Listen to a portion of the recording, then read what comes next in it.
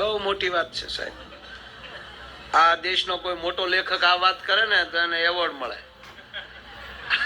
એ તો માયાભાઈ ઓલા નથી આય છે કલાકાર વાત આમ કરીને મારા કાઢ નાખે ને. આ કેટલા રૂપિયાની વાત થાય ખબર છે? 1.5 કરોડ આપો તો એટલું ન બોલું. બોલો નહીં આ વ્યવસ્થા કેવું સાચી નહીં. એક માનસિકતાથી આપણે એક ભૂસી નથી એકતા એટલું જ ને.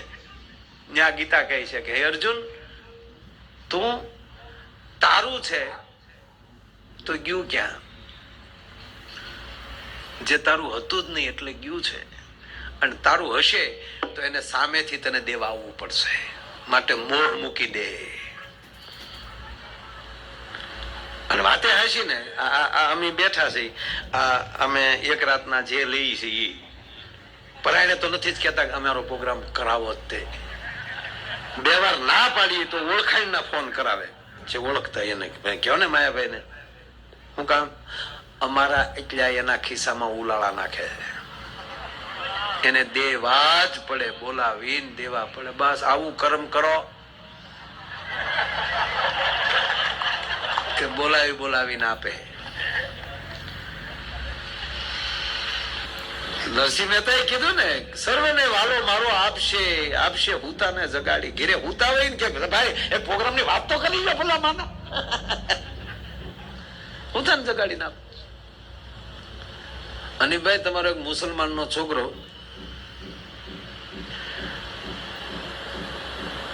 સવારનું ખાવાય મળેલું નહીં,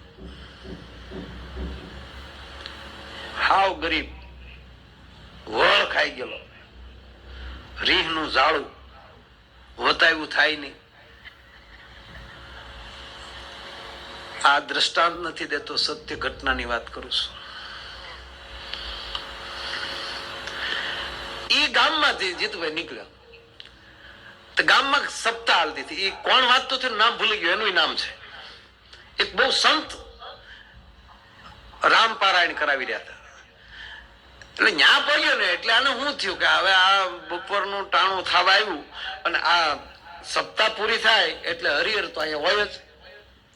શું જમી લેવું, ભલું કરે ભટ્ટ દાદો. જમવાની વાટે માણસ બેઠો અને એમાં આ હું બોલ્યો એ શબ્દ બોલાણો સાહેબ. હું જે બોલ્યો ને, વાલો મારો સર્વને આપશે સુતાને જગાડી. રામ કોઈને ભૂખ્યા સુવા દેતો નથી. આવું વ્યાસપીઠ ઉપર બોલાણું. ઓલે પણ આટી સડી, હવારનું ખાધું નથી. રામ કોઈને ભૂખ્યા હોવા દેતો નથી, હુતાને જગાડીને આપે છે. આજ એવી જગ્યાએ જઈને હુઈ જાવ અને કાલ હવાર સુધીમાં જો આનો રામ જગાડી ન ખવડાવે તો દાઢીએ પકડીને હેઠો નાખો. કાલ વ્યાસપીઠે આવા ગલંદા નાખો, સોયતરા નો કાઢી નાખું તો મોલો નહીં.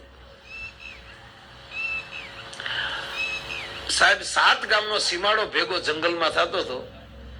એવા જંગલમાં એક મોટો વડલો, ત્યાં 4-5 ગામના રસ્તા ભેગા થાય. વડલા પાસે વાય અને ઘેઘુર વડલો. વડલાનું નામ હતું વહીવટીયો વડલો. વહીવટીયો વડલો એટલે કે રાજ્ય ચોરી કરીને ચોર ન્યા વહીવટ ભેગા કરે, હિસાબ કિતાબ. અને વડલો એવડો મોટો, એના થળિયાની જાડી આવે એવી ડાળો થળિયામાં નીકળેલી. એટલે થળિયું એટલું મોટું કે તમે કાયદેસર 15 જણા ટેસ્ટ થી બેસી શકો એવું થળિયું, આમ એવી ડાળો. ન્યા આ ભાઈજીને હુઈ ગયો મલું. ન્યા બપોરે જાન આવેલી, જોતઢાળા કરેલું. બપોર ન્યા જાન ટીમણ કરેલું. એ જાન ત્યાંથી જમીન વહી ગયેલી. અને જે ગામમાં પણવા ગઈ, રાતના લગ્ન હતા ત્યારે, રાતે વરરાજો પડતો ફેરા ફરતો હતો. એમાંલી કૌશિકભાઈ વરરાજાને હું છું ને તે પડી ગયું. પછી જાજા વાના ખાઈ ગયો છે, મારો રામ જાણે વાયુ છું જે છુઈ પડી ગયો. પણ અત્યારે જે માણસો જે ડાકલામાં એમાં માને છે અમુક સાચું છે, નથી એવું નહીં, કઈક હોય એમાં કઈ આપણે બધામાં જરૂર નથી. પણ અહીંયા તરત તમને કોઈ ડાક વાળાને બોલાવ્યા, ભુવાને બોલાવ્યા, વરરાજો ધૂણ્યો પણવાને બદલે. એક અવતાર તો વાને હાલ્યો જ આવતો હતો.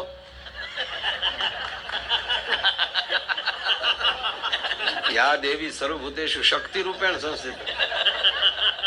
એકલા માણાથી કઈ થાય જ નહીં. દરેક પુરુષને હું તો એટલું જ કહું,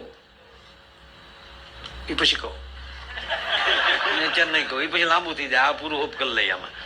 પછી આમાં હું જાહેર જેટલા પારેવા હોય એટલી ન ખાય. 5 પારેવામાં ગુણ જાહેર નાખો તો પારેવા દબાઈ જાય ડો સણે નહીં, ઘુ ઘુ ઘુ થઈ જાય એવું થાય. ભગવાન કીધું કોણ છો? કે એક નથી 9 ખરા છે. 9 ખરા ક્યાંથી આવ્યા? વડલે થી. કેમ આવ્યા? આખી જાન જમાડીને અમને નો જમાડ્યા. તમને જમવાનું પોગાડી દે, તમે વડલે વયા જાઓ. મારા વરરાજાને છૂટો કરી ગયો. ભુવાએ તરત વાળણ કરી લીધું. 9 થાળી આખી તૈયાર કરી અને 9 થાળી વરરાજામાં લઈને ઉતારી અને 15 જણાને રાજ્ય મોકલ્યા વડલા હેઠળ થાળીઓ દેવા. જાઓ કે 15 જણા 9 થાળીઓ ત્યાં મૂકી આવો. ત્યાં મૂકી આવ્યા. ત્યાં ચોર આવ્યા. આ મૂકીને ગયા એ ભેગા ચોર આવ્યા. ચોર આવીને બત્યું કરી બે કે લઈ થાળીઓ પડી કોકા જમવાનું ભૂલી ગયા લાગે, મરી ગયા વાડ્યું ઠેકી ઠેકીને ભૂખ તો લાગે, હાલો ઝપટ કરી. ચોરનો નાયક હતો, ખાતા નહીં. તમારા બાપ કો કે ઝેર ફેરવી દીધું તો ખોલું પાકી જાખું આયા ને આયા. અજાણ્યું અન્ન ને અજાણ્યું પાણી એમ નો પીવાય. કહીએ કે થાળી જોઈ ને તો હજી દાળ ની થોડીક હળેકી હતી, થોડી થોડી ગરમ હતી. ક્યાં તો થોડું થોડું ગરમ છે, અત્યારે જ કોક મૂકી ગયેલું છે. એટલે એમ કોક હશે, જુઓ તો બચ્ચું કરો તો બચ્ચું કર્યું ને તો માથે બધી કરીને તો ઓલા થડ પહેલે નળો દેખાણો. આ રહ્યો ઉપરી ગયા. સોરે હાથ હતા, ઉતાર્યો ઓલા હેઠો તરાય. એ ભાઈ કે હુવા ગયો હેઠો ઉતર ને હુવા દેનું દીકરું થાય હેઠો થાય. બે યાદ હાથે થાળી મને થોડું થોડું ખા. બોલો કે ભાઈ પણ મને ભૂખ હવે ખાની નકર આ ઘડીએ પાછું લાંબુ થઈ જાય. હાલો વાલા નહીતર ધોકો. 7 થાળી માલી સાહેબ પરાણે ખવડાવ્યું. બોલો કે ભાઈ હવે ખવડાવ્યો બાપ મરો. હવે થાળી ઉપડી છે, ઓલો બેઠો છે. ઓલા સોરું કે જો જ્ઞાન ચડ્યું. બોલો કે જ્ઞાન ન ચડ્યું તાર બાપ ઊંઘ આવે. સવારનું ખાધું નહોતું અને એમાં આ મિષ્ટાન એ તમે 7 જણા પીરસવા વાળા 9 થાળીઓ. 9 હતું 63 અને હું 66 જોગણીઓ.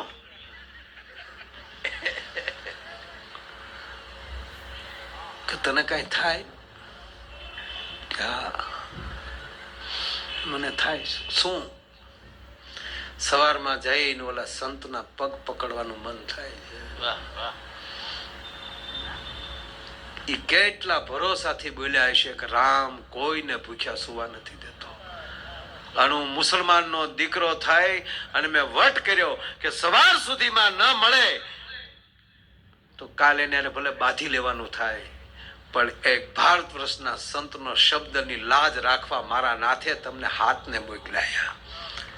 અને હવે એટલું જ થાય કે હવારમાં જઈને ઓલા બાવલિયાના પગ પકડી લેવાની, એની કંઠી બાંધી લેવી છે. તો હું મુસલમાનનો દીકરો જો રામ ઉપર એટલો ભરોસો કરું છું, તમે હિન્દુના છોકરાથી ચોર્યું કરો, શરમ નથી આવતી? હાલો મારી હારે. હવારમાં સાહેબ 8 જણા પગમાં પડી ગયા, બાપુની કંઠી બાંધી અને એ કંઠી બાંધ્યા પછી આ મુસલમાનના દીકરાએ પહેલી વેલી 1-2 પંક્તિ લખી કે અજગર કરે ન ચાકરી, પંછી કરે ન કાજ, દાસ મલુકા યુ કહે સબકા દાતા રામ.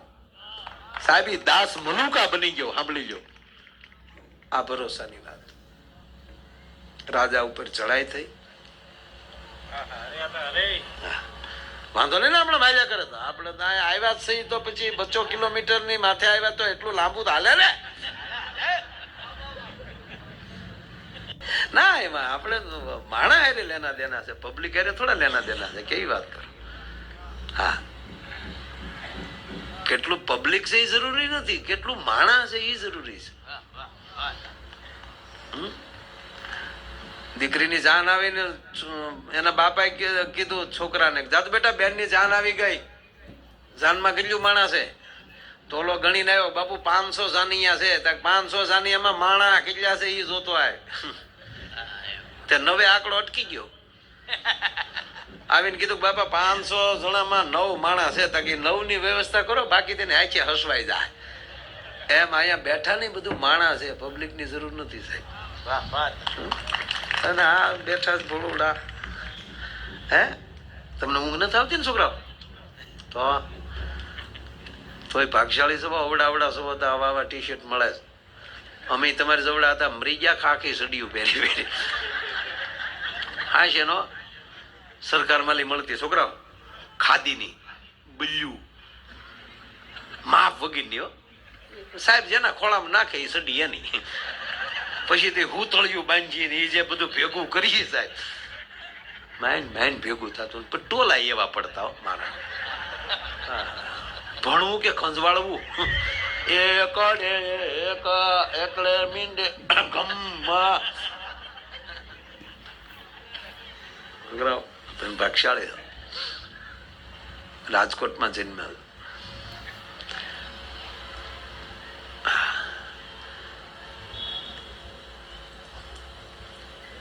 હવે તો શું છે સાહેબ, અમુક વાતોમાં અભંગ વાત કરવાની, કોઈ વસ્તુ નામ નહીં લેવાનું.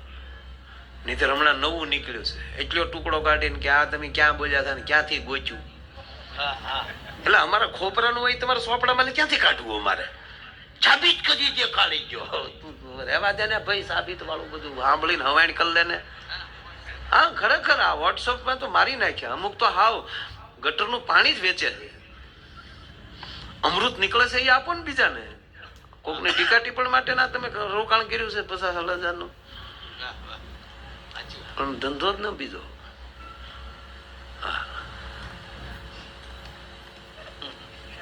મૂળ એક ભરોસાની વાત કરીને પછી આગળ આનંદ કરશું. પણ આ રાજાએ ચડાઈ કરી ટૂંકમાં. એટલે સેનાપતિ બીજે દી રાતે આવ્યા અને પ્રધાન એને પૂછે છે, સેનાપતિ કઈ રીતનું યુદ્ધ ચાલે છે? બાપુ બહુ ભયાનક એ લોકોની પાસે હથિયારો છે, એની પાસે માણસો એટલા છે, રોજ આપણા માણસોની ખુમારી થાય છે, આપણું અડધું સૈન્ય તો ખતમ થવા આવ્યું છે, મને નથી લાગતું કે આપણે એને જીતીએ. તો શું કરવું જોઈએ? મહારાજ કાલે એને ચરણે થઈ જવું જોઈએ. તો આ જે ખુમારી થતી અટકી જાય, આપણે એને શરણે વયું જોઈએ. કાંઈ વાંધો નહીં સેનાપતિ, તમે તમારા કક્ષમાં જાઓ. અને આ રાજાએ એના ગુરુને બોલાવ્યા રાતે. ગુરુજીને પ્રણામ. ગુરુજીની પાસે ગયો. બાપુ ગુરુજી બહુ મોટી સમસ્યામાં છું. શું કે મને મારા સેનાપતિએ આવા રિપોર્ટ આપ્યા છે, આવા સમાચાર આપ્યા છે. શું કહે છે? કાલે શરણે થઈ જવું જોઈએ. તો ગુરુજી મારે શું કરવું જોઈએ? આ ધર્મની વાત નથી કરતો, ભરોસાની વાત કરું છું, તમે ધ્યાન રાખજો. અમુક વાર ગુરુની ને ભગવાનની વાત આવે ને તો માણસ એમ કે ધાર્મિકતા.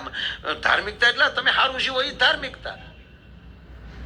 બાકી તમે ગમે એટલા ધાર્મિક હોય, ડોકમાં ગમે એવી માળા હોય ને સ્ટ્રીટ લાઇટ ટ્યુબ લાઇટ સોરતા જતા કે ધાર્મિક નો કહેવાય. આપણે તો અમુક ની ઘીરે જઈએ તો જગમાં કોઈ હોટલું ના નામ લખ્યા હોય.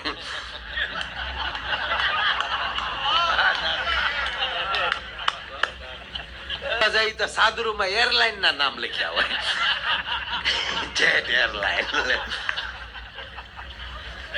પાછા કે અમારી જેવું કોઈ છાત્વિક નહીં.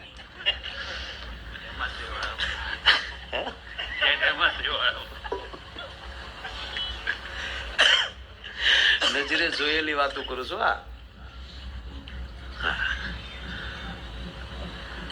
એટલે સંતે એને ગુરુએ કીધું, એટલે ગુરુને પૂછે છે તો મારે શું કરવું જોઈએ?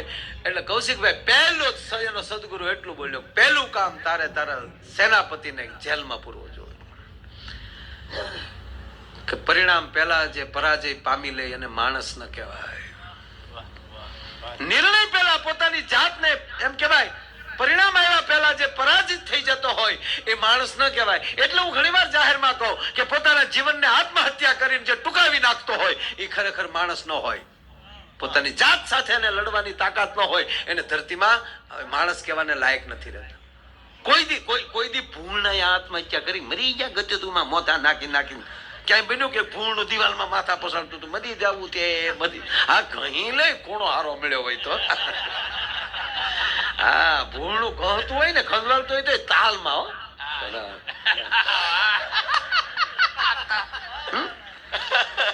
કોઈ દી બન્યું પાડો આપઘાત કરવા ગયો એમ ટ્રેન આડો પડી ગયો મરી ગયા નહીં નહીં નહીં કોઈ પક્ષી એવો આપઘાત મરી જાય ઉડી ઉડી પાકું ભળ દે ભેગી કરીને ભાગ દે હેઠું પડી બન્યું કોઈ દી માણસ જ માળો હાવ બીકણ થતો જાય છે શેનું બીવાનું મોતને ડર જ કૌશિકભાઈ ન હોવો જોઈએ કારણ કે મૃત્યુ આવે ત્યારે આપણે જ નથી હોતા બીવું શેનાથી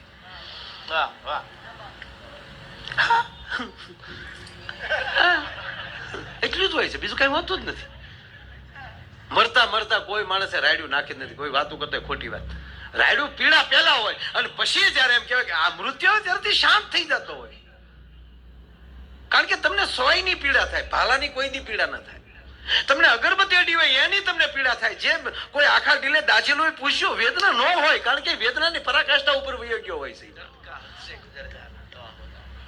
એ દવા છે નહીં સોય લાગે ને સાહેબ તો તમને બાકી ભાલાના આ માથા પડતા ધડ લડતા થઈ શું હતું સત્ય હતું આમાં ઘા કરવા વાળો કોણ છે એના ઉપર આધાર હતો ઘા કરનાર જ એવો હોય કે હજી કારણ કે મગજે આને લડવાનો હુકમ આપી દીધો હોય બોડીને કે જાઓ લડો અને ઓલો છડાપ દિન માથું ઉતાર લે તો આઈલી કરંટ જે મગજનો અહીંયા પગ્યો ન પગ્યો તો મગજ વગરનું ધડ થઈ ગયો ડ્રાઈવર વગરની ગાડી જતી એમ કારણ કે હુકમ લડવાનો આપ્યો છે પછી પાછું ફરવાનો ઓર્ડર આપ્યા પહેલા માથું ઉતરી ગયું છે એ ઉતારનાર કોણ છે છડાપ દઈને એના ઉપર આધાર છે માઇક્રો ક્ષણિકમાં બાકી ઘા કરવા વાળું ઢીલું હોય તો દુખી કરે એટલે કેતા દુશ્મને ડાયો ગોજ્યો તો મજા આવે ને અને આજે હાવ અભણ ફાફલાવ સોરે વાતું કરતા સાહેબ આમ બેઠા બેઠા છોકરાઓ આલ્યા માલ્યા ધંધા ન કરતા હોય બેટા હારા રે બેસજો હવે તેથી એને ખબર હતી કે વિજય માલ્યા બુશ મારવાનો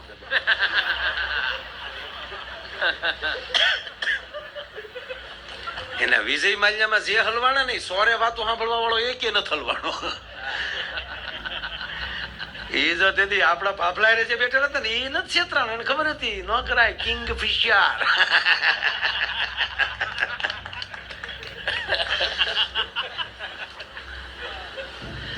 સંતે કીધું કે એને પહેલી જ વાર જેને પરિણામ નથી આવ્યું ની પરાજય સ્વીકારતો તેને જેલમાં પૂર તો આવતીકાલે યુદ્ધમાં કે હું જઈશ કે બાપુ તમે માળા ફેરવવા વાળા છો તાક માળા વાળો જેથી ભાલો હાથમાં લઈને તેથી ક્યાંક જુદી રીતે થતું હોય વાળો જેથી ભાલો હાથમાં લઈને તેથી ક્યાંક જુદી રીતે થતું હોય શિવાજી માળા ફેરવતા હતા ને ગુરુએ કીધું कि सिवा आज के बाद तेरे हाथ में जो मैंने माला देखी मैं तुझे काट डालूंगा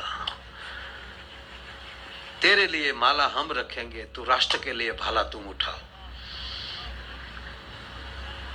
અને બાપુ બોલ્યા સરકારને અનુકૂળ હોય અને જેથી તકલીફ પડે ને કાંઈ કામ પડે તો અમને સાધુડાને બોલાવી લેજો અમે ભલે ભાલા નહીં લઈ પણ તમારા ટેન્ટમાં બેઠા બેઠા માળા ફેરવતા હશું રાષ્ટ્રના કલ્યાણ માટે બોલ્યા હતા બોર્ડર ઉપર